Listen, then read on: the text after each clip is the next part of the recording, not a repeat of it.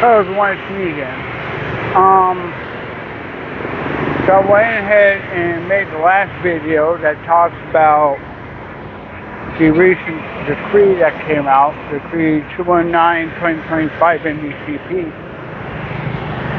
Well, unfortunately for me, that's not enough for me to get a job here. So, like I mentioned in my last video, I had to make the heartbreaking decision to go back to teaching English because literally the only job as a foreigner I'm allowed to get here in Vietnam. So I have, and the predicted results came down that literally nobody wants to give me a job because of the fact that not only do I not need a work permit or work permit exemption certificate, but I also don't have a bachelor's degree, which, to me, you shouldn't have to have a bachelor's degree just to get a job. You know, you should be able to get most jobs without having to have a bachelor's degree. Now, something that's specific, like, say, human resources, accounting, tax, IT, AI, stuff like that, yeah, you do need a bachelor's degree or higher, or, teaching English. You know, if you have a specific degree, like, a bachelor's degree or higher in English language education for primary, middle, primary, lower, upper secondary, stuff like that, you should have that specific degree. But the thing is, though, is the fact that I have college trade certificates, and it's just as good. But like I said earlier, nobody cares about college trade certificates. They only care about bachelor's degrees now. But it is what it is. Now, moving on with what I'm talking about. See, I know a lot of people don't watch my video all the way through. They may go ahead and listen to about 5 minutes or so of it, and that's it. Well, it is what it is. If you only listen to 5 minutes of my video, so be it. I can care less. I just make these videos just because, it's not really something I have to do, it's something I want to do. But get back to what I was saying earlier, see, the law states you have to have bachelor's degree or equivalent, diploma or certificate. So even though I'm perfectly legal, and I can prove that I am legal to teach English here in Vietnam, nobody wants to hire me because, like I said, I don't need the work permit or work permit exemption certificate. Because see, a lot of these companies, they only know about applying for work permits. They don't know about applying for a work permit exemption certificate. They don't know about applying for, no work permit or exemption certificate. They only know about the work permit. That's it. And if you don't need one, and you can prove successfully you don't need one, they're not going to hire you. Well, that's the reason why my wife is helping me to obtain dual American Vietnamese citizenship. But there's a problem with that. Not a very big one, but still a problem. See, the law is contradictory. I mean, some parts, they conflict with each other. See, law on nationality, law on Vietnamese nationality, states that you must first have a PRC card as part of the application process for Vietnamese citizenship. But see, I can prove, even though it's no longer required, at least that's what I, heard and read the official report, the fact that you don't need to prove residency, Vietnamese language skills, or ability to make a living. You don't have to prove any of that now. But the original law states that you do, and you have to have a PRC card first. The problem with the PRC card is the fact that last year, when I tried to apply for one, they specifically stated that you must have a land ownership certificate. And as a foreigner, a land ownership certificate means that you have to spend about $90,000, which is about 2 billion dong, approximately. And you're only allowed to buy an apartment in an apartment complex. That is 60-40 ownership, 60% Vietnamese to 40% foreigners. Now see, I have zero intention of ever living inside of an apartment complex where I'm surrounded by other foreigners. That's not for me. So, and plus my wife's Vietnamese. So, why do I need to buy an apartment if I have no intention of living there just so I can get the land ownership certificate?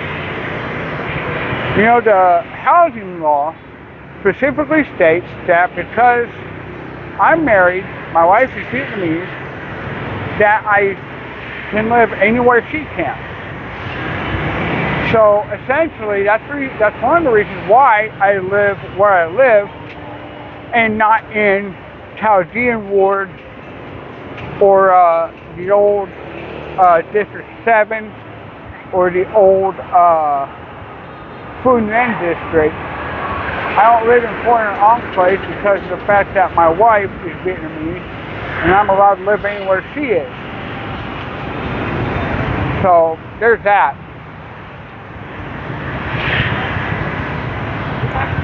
Like I said, a lot of stuff is contradictory. So I tried to apply last year, and like I said, they went and told me that I had to have a land ownership certificate.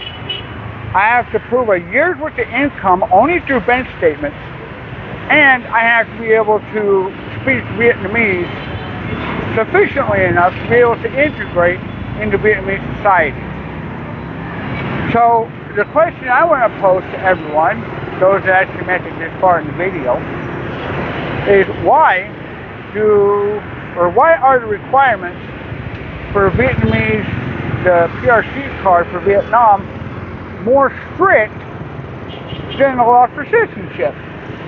That doesn't make any sense whatsoever. It really doesn't.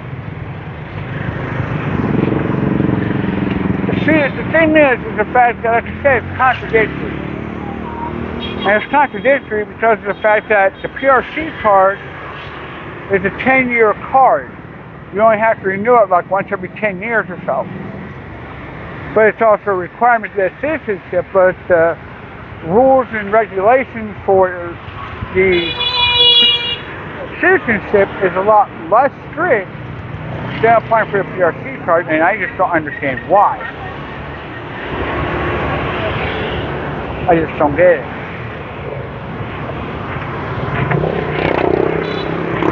So let's talk about that in more detail. I mean, I got about another 15 minutes left to just talk about stuff. Normally my walks take me about an hour, and that's just going up the street and back. One of these videos, I'm going to show y'all the Ward People's Committee. That's where you do local interaction with the government. And the police station for my neighborhood. I did it for An Phu Dong Ward, but it could be just for my neighborhood. I'm not really sure about that, but I have to wait until there's a good cloudy day, or I walk super early in the morning before the sun comes up and starts burning my skin. See, the thing about me that not a lot of people know about is the fact that I have 1/32nd Winnebago Indian blood. I have 1/32nd Winnebago Indian blood. Now the Winnebago now are called the Ho Chunk Nation. So yeah, I'm 1/32nd Ho Chunk. Now that doesn't really mean much, except for the fact that I crisp really easily in the sun. That's the main problem. I crisp really easily in the sun, so plus I don't get out that much. So yeah, I sunburn really badly. But alright, so let's move on with the conversation. So let's just say what if I have to go ahead and get citizenship? Well, here's the thing. If somehow, beyond all miracles, everything is processed, like I go through all the steps, of course I'm going to note everything down for other foreigners who may have questions about it, and I'll do a video on it too. Note down everything, pay the proper fees, make sure to note down and tell other foreigners what the fees are and what you have to do. So let's just say, let's just go out in left field. Let's just go ahead and say that I'm approved for dual citizenship. What's going to happen? Well, the first thing that's going to happen is the fact that it takes, if I remember rightly, it takes anywhere from 4 to 6 months, approximately. Could be more or less. So let's just say it takes about 4 to 6 months to, go through the paperwork and all the other nonsense that's required. I mean, some people would call it nonsense, but, it's actually required. Bureaucratic stuff, you know what I mean?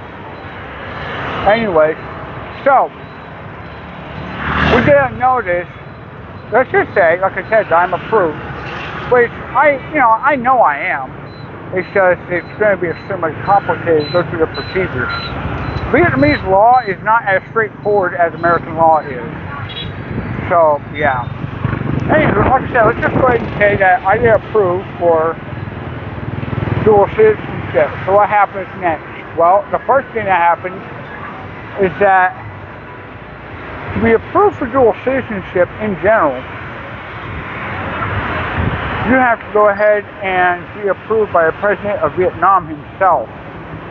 So the Prime Minister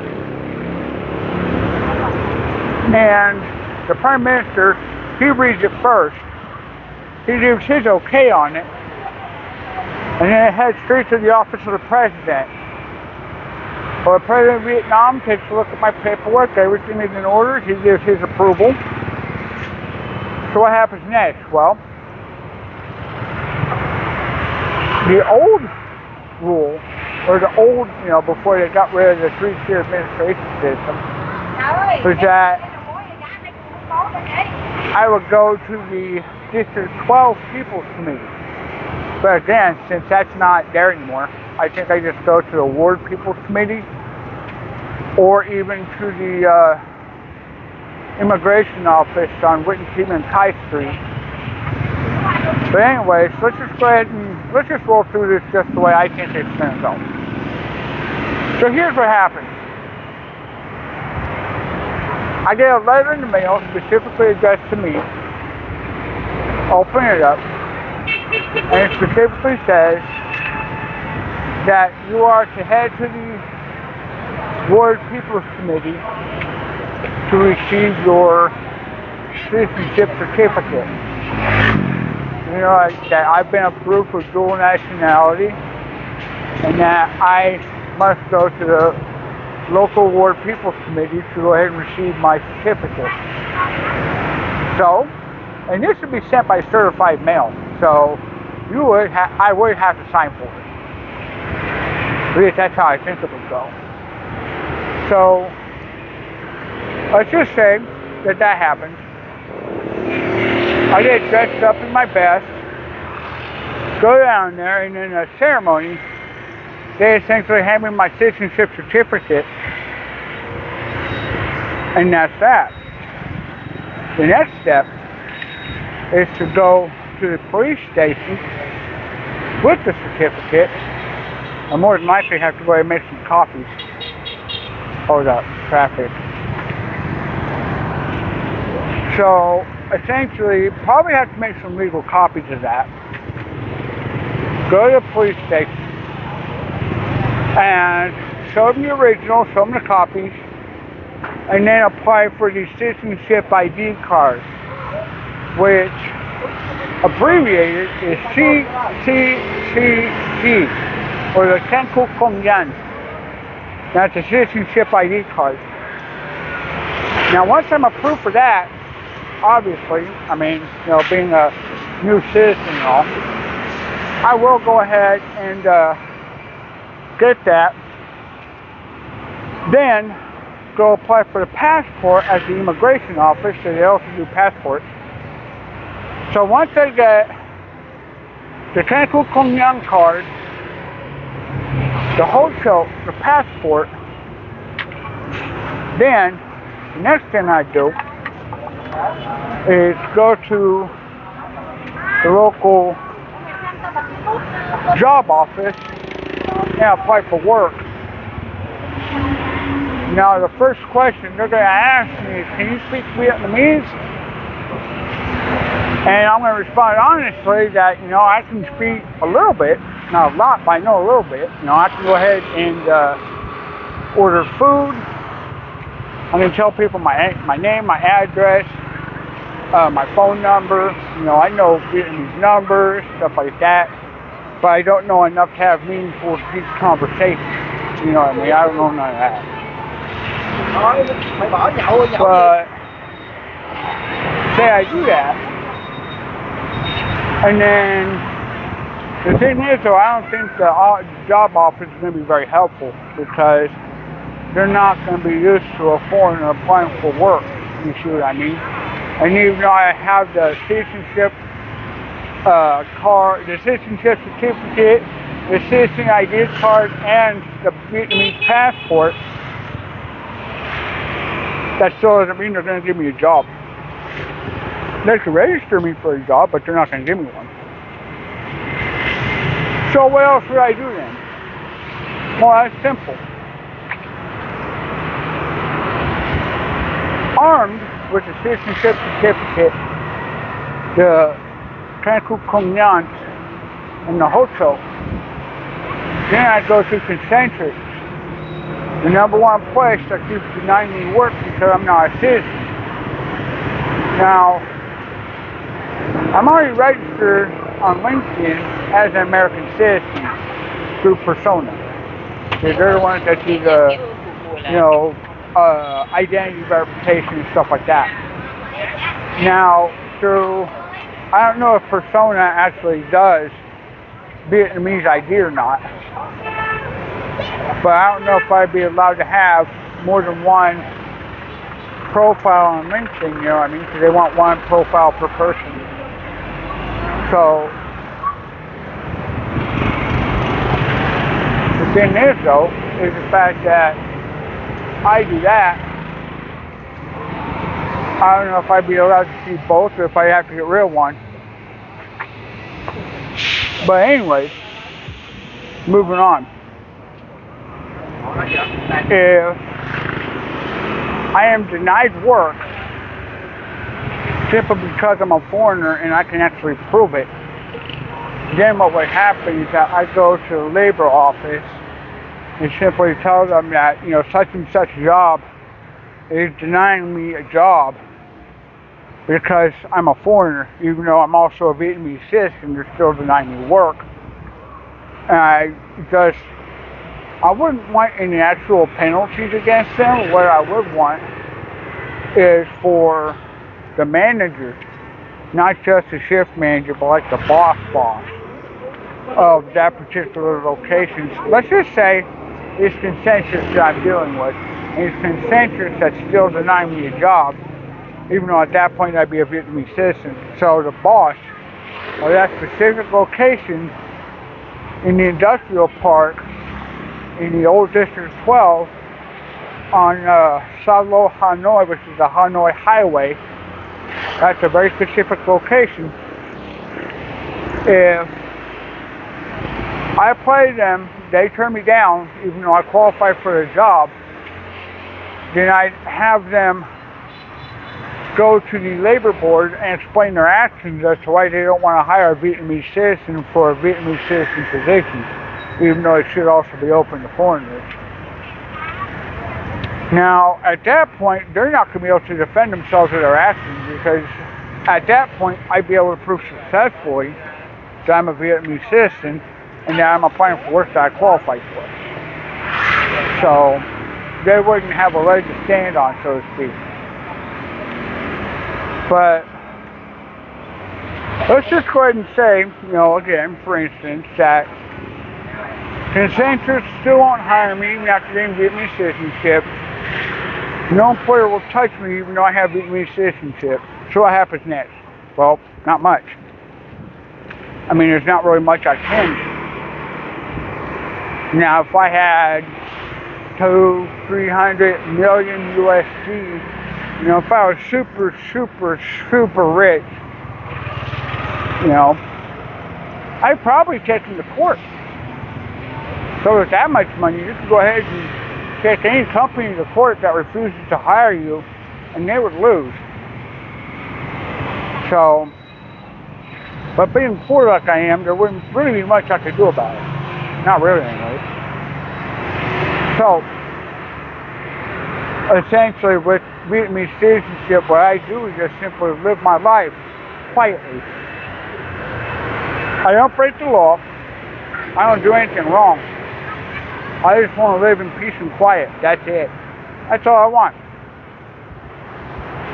I want to move out of my parents-in-law house.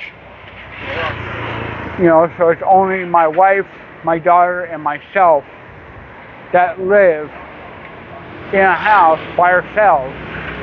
And if we could, also have it be our business so that we don't have to, commute or anything like that to work. Just go downstairs and boom, work. Just like that. Now, I thought a lot about that. And on one hand, I like it. On the other hand, I don't like it because of the fact that maybe some customers would be confused about the hours and come to your shop after business is over for the day. So you would have a hard time trying to explain to the customers as to why you're not open. Now, if you have specific times listed, dachshunds. So if you have a specific time listed and they still come, well, you don't have to answer the door at that point. But the thing that, like I said, is convenient is the fact that, like I said, you don't have to worry about commuting, you don't have to worry about traffic, you don't have to worry about dangerous idiots on the roadway. Just simply go downstairs and boom, you're at work. That's it.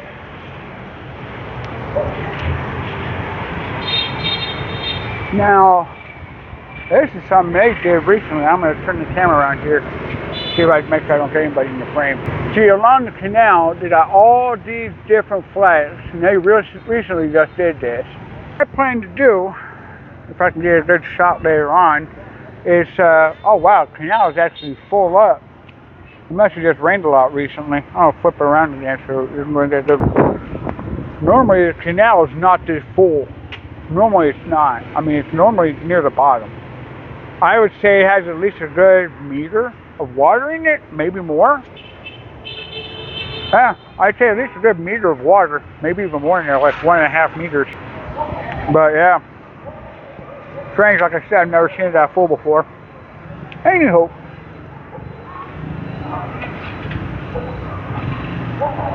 I lost my train of thought. Anyways, so the thing is though is that, like I said, the jobs here, they don't pay that much when you compare it to a English teaching position. Because English teaching positions on the low end pay about 30-35 million on the low end. On the high end, it can be as much as 70 plus. And I can vouch for that because I actually got paid that much during my last job with Major Academy. I made 68 on my first one, like 72 on my next one. It's definitely possible. But you have to have a salary of at least $480,000 net and get at least 36 hours. No, it's 33 hours, yeah. You have to have at least 33 hours and $480,000 net in order to make that much. Now that's net, not gross. Oh man. It's actually nice tonight. I'm glad the weather went ahead and decided to slack off a little bit so I could go ahead and take a walk. Being penned up in the house for several days, I just gotta get out. Oh. But yeah, the average job will pay anywhere from about $10 to $15 million. So on the high end in US dollars, you're looking at about maybe 570 to about 600 bucks a month. And that's per month, not every 2 weeks. In America, you know, you gotta pay every 2 weeks, but in Vietnam, you gotta pay every month. I think it's just easier for accounting.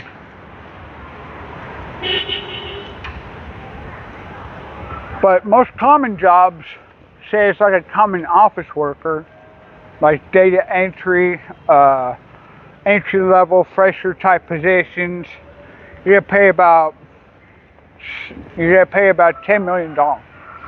Now you're still gonna pay a little less than that, like with concentrics.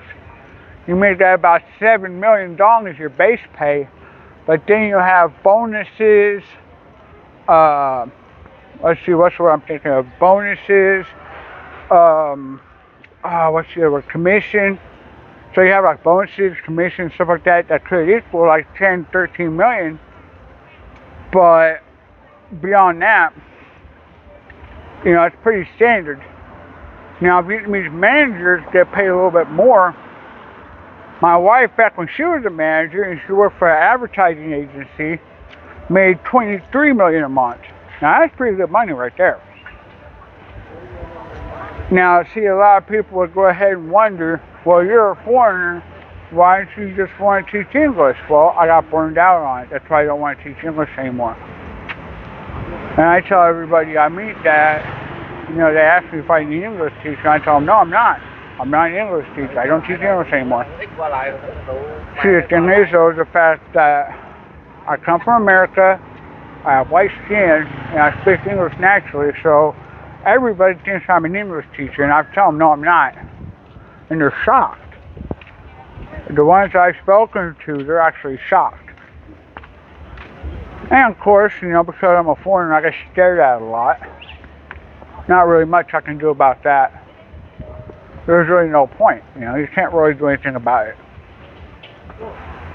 Some people are used to seeing foreigners, and some ain't. Not really a big deal. At first, when I came to Vietnam, it bothered me a lot. But after a while, you just realize that you can't really control other people's actions, especially here, so you shouldn't even try. Now, I just round the bend in the canal, so I'm on my way back. I am enjoying this walk. Now, like I say, you can't go ahead and control people's actions. So you shouldn't really let it bother you if people are staring at you or something like that.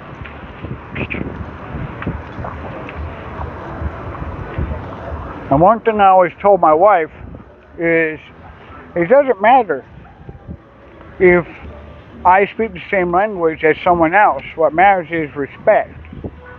If I show respect, I get respect. That's that. Now sometimes, even though I show respect, I don't get any respect. Yeah, that does happen, but again, you can't do anything about that. You just have to brush it off and keep moving. I make these videos because of the fact that I just want to jot my thoughts down, but in digital format. You know, so people can see my face, people can hear my voice, especially the barbell,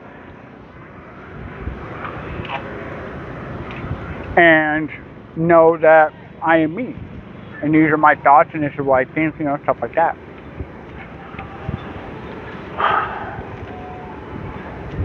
Honestly, my hope, my dream, is the fact that once I get the citizenship certificate and I'm approved as a dual American Vietnamese citizen, that I will be able to go back to work and get a job. That maybe I might be treated as a local and not as a foreigner anymore. Because of the fact that even though I live in an area where I'm the only foreigner, and that's actually confirmed, like in my neighborhood, neighborhood 42 of Anfudong Ward, I'm literally the only foreigner in this area. And I like it like that, like I said before, I like it like that. But the thing is though, is the fact that even though I'm the only foreigner in this area, I'm still seen as a foreigner. You see what I mean? I'm not seen as a local citizen because I'm obviously, visibly not a local citizen. Now, the other thing is that once I get the citizenship, the citizen ID card, the passport, the next step after that would be obtaining a motorbike license. The thing is though, is that with the motorbike license, the actual motorbike test and the training is only given in Vietnamese. And my knowledge of Vietnamese is very basic at best. Very basic. So I have to go to the foreigner one. And that one costs a lot of money. Last time I checked, it was over 10 million dong. Wow. It cost over 10 million dong, and the prices probably went up since then. And the government is now, even though it's optional right now, eventually it's going to be required to switch to electric vehicles. So I told my wife that if I ever get the money, I'm just going to buy an electric bike from this company. This electric company called Dat Bike. Here we go. Here's another sign I'm going to show you. I don't know what this says, but yeah, if anybody who knows Vietnamese knows what this says, comment. Anyways, I can't show the other sign because there's a person who sells corn in front of it, and I don't want to put them on YouTube, so.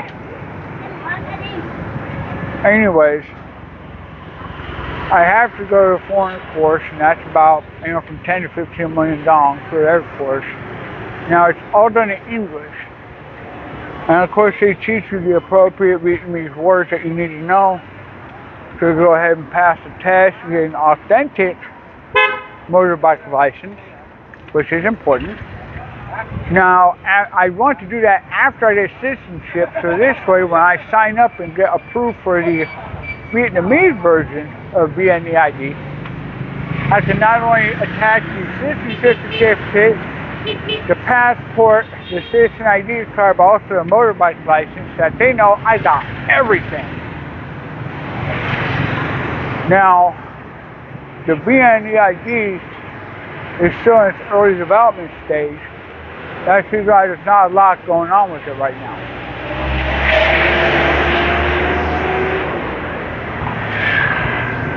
And the foreigner version is severely lacking, so to speak. So, yeah, not really much that goes on there right now. I mean, it lists my passport, it lists my CRC, but that's it. It's not even filled out all the way. It's just, fill out just enough to just put some of my information in there. And it's got my picture, and somewhere in there it's got my fingerprint. So I guess it can tell that I am who I say I am. Gotta wait for this band to pull out. And people don't know how to stop for it. Now, I think about 5:30 every evening is perfect to go ahead and take a walk. Right now, current time is about 6:08 p.m. on the 12th. So, yeah. Boy, I'm pleasantly exhausted, I would say. Trying to think about what else to talk about. Oh yeah, so I go ahead and I applied for work with destination not KNOT. And from my point of view, again, this is just my point of view, this isn't actual fact or anything like that. But from my point of view, destination not is a MLM, multi-level marketing scam. Because I actually thought that I was going to go ahead and get a job, not an interview. So I did Zoom. And I normally never do Zoom. I hate Zoom. Why do I hate Zoom? Because to me it's Chinese software. And I don't want any Chinese software anywhere on my phone or on my computer. I don't want that nowhere. Yep. Let's see, there's a sign here. Again, I don't know what this says, but if you see right there the picture of the dogs with the muzzles on there, and there, that one should have a muzzle too. But all dogs need to have a leash and they have to be muzzled while they're in public. Because of the fact that a lot of people have been getting bit by stray dogs. And of course the dogs, more than, 75% of the time got rabies. And if the person catches rabies and they don't get the shot in time, then, they don't make it,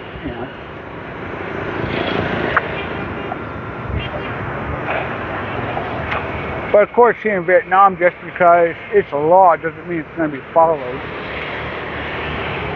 So you will have people that will have their dogs off leashes, no muzzle, just casually walking around. And when somebody says something about it, they get cussed out. So it reminds me of this case, I think it was last year, when this rich woman and her boyfriend, maybe the boyfriend was rich, I don't know. But they went down to the walking street that's near the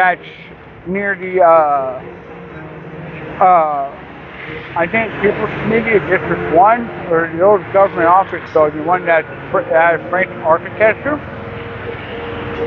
It's all whole walking street, and the dog was not on a leash, was not muzzled, and was walking around. Security guard, old guy like in his 50s or early 60s, told the couple, hey, you gotta put your dog on a leash, the dog has to be muzzled. Well, the woman took exception to that, and the man went ahead and beat the elderly security guard for just doing his job. So, there's a whole big issue about that. So, yeah, there's a whole big issue about that, and essentially, it's not just Vietnamese people, it's also foreigners too, that have this deeply ingrained sense of entitlement to the point where they feel like they can do what they want, when they want, with absolutely zero consequences for their actions, simply because of who they are, or where they live, or what they drive, or what they own. Now, see, I don't like people like that in general, regardless if they're Vietnamese or foreigners. I don't like people like that. To me, living in Vietnam in general, regardless if you're a foreigner or a citizen, you have to have a certain level of humility. You have to have a certain level of, that's not my problem, to the extent that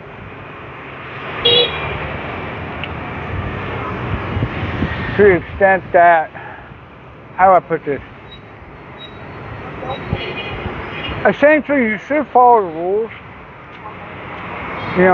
You should go ahead and just follow the laws. It's a lot easier. Wear a helmet. Make sure the helmet strap is, tight against your chin. Not so tight it cuts off circulation, but tighten up. Wear a helmet. Because I've seen a lot of foreigners and citizens not wear helmets, even though they're supposed to. I've seen both foreigners and citizens wear the chin strap so low, like this. Let's see if I can make a demonstration like this instead of like this, like it should be. Okay? I've seen the straps hanging down like this and stuff like that, where people basically wear a helmet like a hat. And because people wear a helmet like a hat, it's not going to protect you if there's an accident.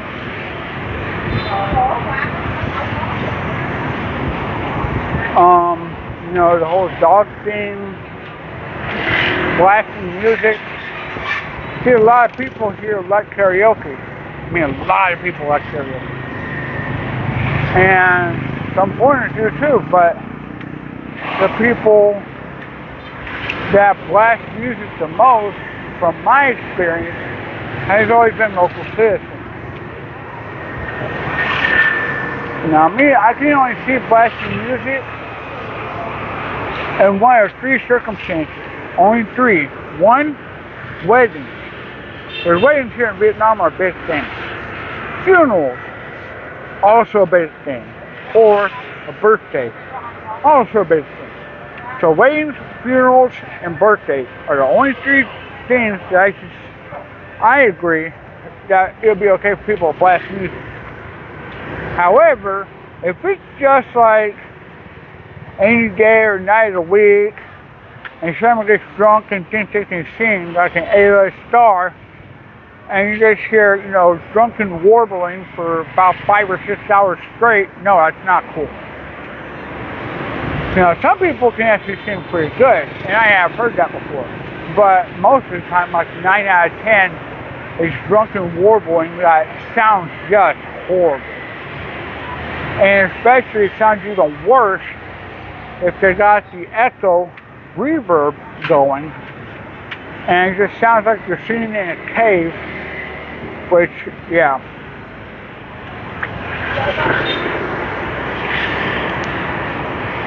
Oh, but no, like I said earlier, it has been nice being able to take this walk here, just because of the fact that the weather hasn't been that great recently, and I've had to not take my walk just because of the fact that, you know, the weather was bad and stuff. My daughter, Denara, she got sick. More than likely got sick at school because, you know, a lot of kids in one room together and they all come from different families. So you got about 30, 40 kids in one room and they all come from different families, except for maybe like a brother, sister, or twins. So you're going to have a very high chance of the kids being ill.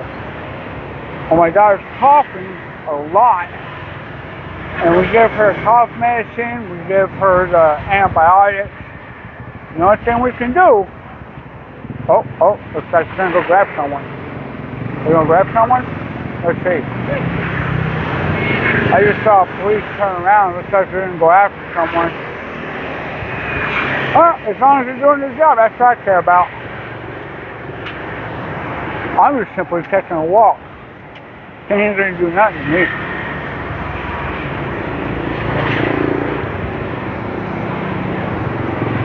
Oh, yeah.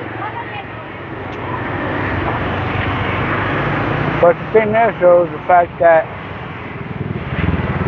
I know I'm a shoo-in for citizenship. You know, I know I'm a shoo-in. It's just, it's going to take a while. That's it. It's just going to take a while. I just don't like the waiting. You know, I've been waiting for a long time. I just don't want to wait, even though I have to. You know what I mean? It's the anticipation, the anxiety of it all. I just don't put it like that. Because see, it's like I said, it's easy to get citizenship. Oh, I almost dropped my phone there. It's easy to get citizenship, but it is very difficult to go ahead and get the PRC card, the permanent resident card. It's very hard to get. So, I just don't know, you know. But I do plan on getting citizenship, hopefully without having to get the PRC card. If I can do that, that's great. Because, lucky for me, I take pictures of all the PRC cards I had in the past, so I at least have visual proof, even though I no longer have the cards themselves, because You don't get to keep the old card. You go ahead and submit the old card to get your new card. That's why you don't get to keep the old card. But anyways, moving on. Jabatoy. So, you don't get to keep the old card at all. But the thing is that I have proof of all 3 cards because I'm on my 3rd card now. Not only that, but last year I tried to apply for a PRC card. Now, in order to get a background check here in Vietnam, it can only be for one of 2 things. Either for a work permit, which I don't need, or for permanent residency. Now see, in order to apply for the first one, again, you need a work permit, which I don't need one. Or like I said, the second one is that you apply for a permanent resident card. So, which one are you supposed to apply to if you are asking for citizenship, especially dual citizenship? You know, there's no mention of that anywhere. All it says is competent judicial authority of Vietnam for the time the foreigner has lived in Vietnam and for the time the foreigner has lived in other countries. So, we'll see about that.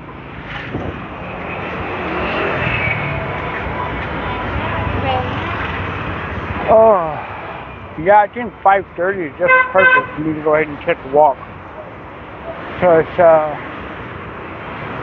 the sun was still high in the sky, but now the sun's starting to go down, and the area is still very well lit. I can actually see where I'm going.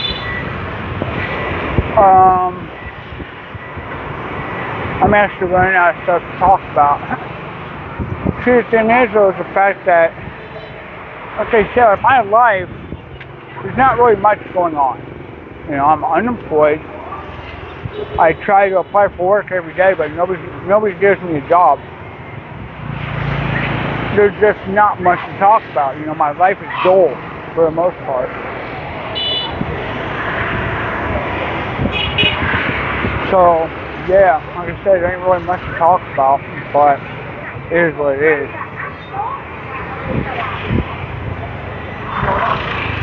As far as my own business idea goes, yeah, I still have the idea for a coffee shop. I still got the idea for a restaurant and a convenience store. The thing is, though, is that it may not be 3 in 1. It may be 3 separate businesses, 3 separate locations. One's a coffee shop, one's a restaurant, one's a convenience store. And see, the thing is, though, is that each one would help the others. That's how it would work. You wouldn't go ahead and have just all of them fighting each other. You'd actually have ones that work together. And I want that because the plain and simple fact that, say one of the shops is doing well, but the other one isn't, well, it doesn't really matter because all 3 of them work together. You know, and they offer discounts to encourage people to shop at the other 2 businesses. So say, for instance, somebody buys coffee at my coffee shop, they get a discount for like $5,000 off if you buy something at the restaurant. And if you buy something at the restaurant, they may get a discount to buy something at the convenience store, like a free bottle of water, a free soda pop with purchase of, you know, a sack of beans or something like that. Alright, I'm posting in and checking again. Let's see how good my chances are this time. Well, I'm actually done pretty well tonight. Let's see. Am I going to get hit? Or am I not going to get hit?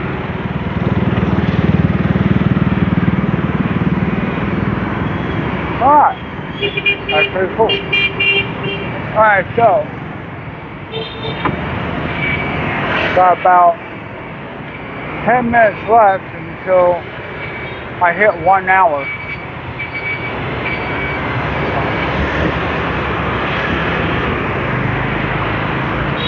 Now, I made things very clear.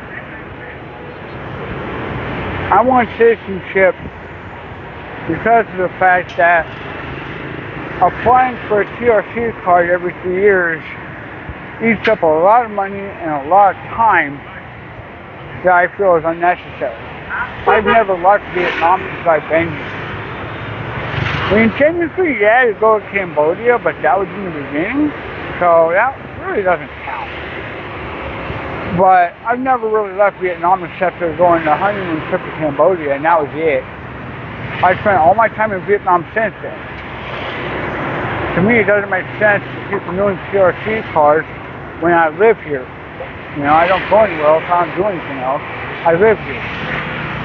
So, that's the first case. Second case is the fact that my wife and my daughter are Vietnamese, so I actually have relations here. I have family here in Vietnam. And Vietnam is where I choose to live. Because my wife and my daughter are here. My wife's family is here. You know, so I have family through my in-laws here in Vietnam.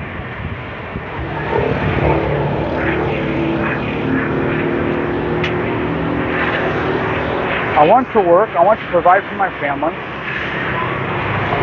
So actually, 3 cases right there of why I want citizenship. But that I also qualify for dual citizenship because of the fact that I don't want to give up my American citizenship. And I want to keep my American citizenship.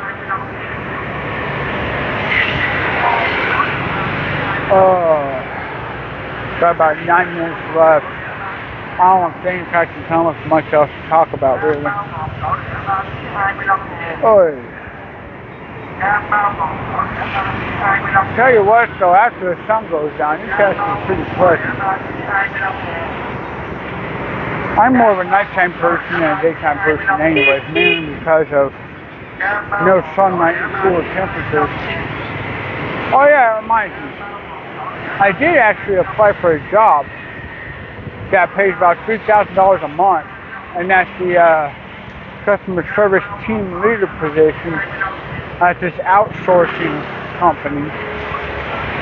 And they specifically requested a U.S. expat, and I'm obviously a U.S. expat with customer service experience. So, let's see how it goes. I'm not promising anything. I'm not going to say I got the job. No, I'm just going to say, let's see what happens. Umachi schools turned me down. Other English centers turned me down. EMG turned me down. So let's hope that this other place gives me a job. Because if they do, that would actually be pretty swell. If they do give me a job, that'd be pretty cool. Because it's a night shift job, which would be day shift for the U.S. And I want their 9 p.m. to 6 a.m. shift, which should be about 9 a.m. to 6 p.m. Central Standard Time. About 12 hours. We are 12 hours ahead of them. So yeah, it would be 9 a.m. to 6 p.m. That would be normal time. The other thing, they have other shifts available, but that's the one I would want. Because that way, 6 a.m., if I leave at 6, if I keep trafficking time, I can actually go ahead and get my daughter to school in the morning, come home and sleep. Wake up, maybe not in time to take my daughter home from school, but I could go ahead and wake up, relax a little bit, and then head into work. Yeah, I could definitely do that.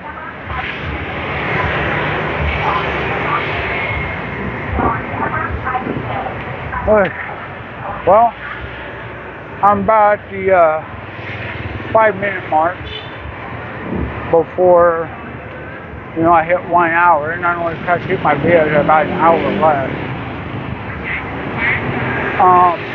Again, like I said, there's not really much else to talk about.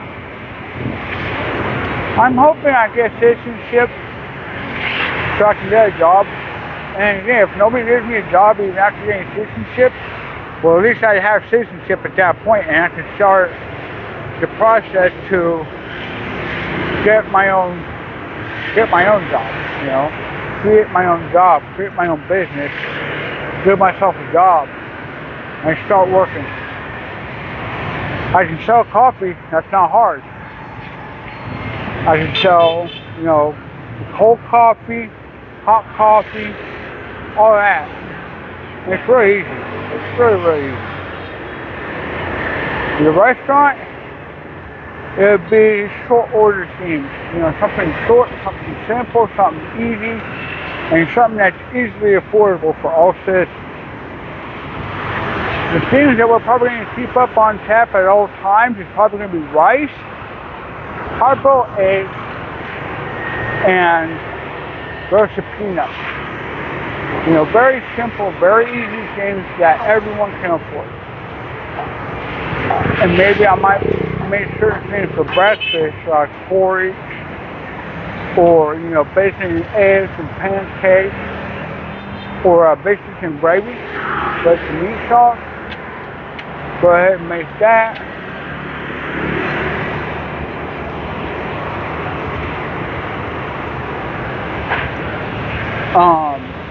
Serve up like water, milk, OJ for breakfast, for lunch, maybe like, some kind of instant noodles or something.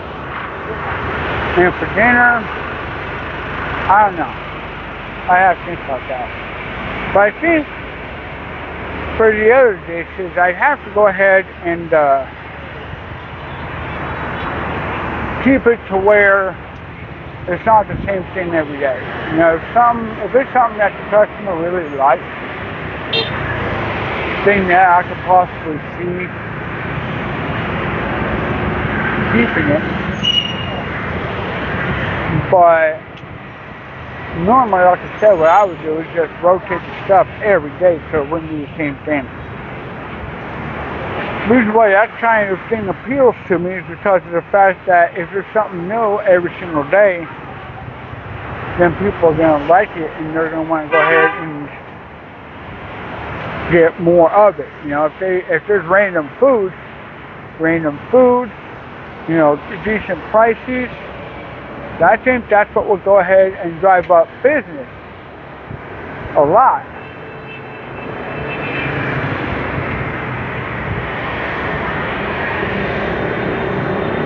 I don't know. But I think we're going to drive up business a lot. Alright, well, I just hit the 2-minute mark, so I'm going to start winding this down. I just want to go ahead and tell everyone that I enjoy my walks. I enjoy making these videos. And if you haven't already, make sure to like, share, subscribe, hit that notification bell, select all notifications, and please donate. Since I've been back on YouTube, I've not received a single donation. Nobody's donated to me, not one. I've not received any money to PayPal. I've not received any money to my Vietnamese bank account. I've not received any Bitcoin. I've not received any Ethereum. I've not received any Bitcoin. I've not received any USDT. I've not received any donations whatsoever. So yeah, if you have the time, like I said, like, share, subscribe, hit that notification bell. Please donate. Even the smallest bit would help. And like I said, all donations, no matter how big or small, are going to be very carefully recorded, and I will pay taxes on everything. So you ain't got to worry about that. Alright, well, guys are looking normally dark, but I think we're also probably going to be expecting some rain later on tonight. Looks like that. So I'm going to go ahead and tell everyone that have a good day, good night, good afternoon, whatever. Be safe. This is Junlei Han, reporting to you live from Neighborhood 42 and Phuong Ward, Ho Chi Minh City, Vietnam. Peace.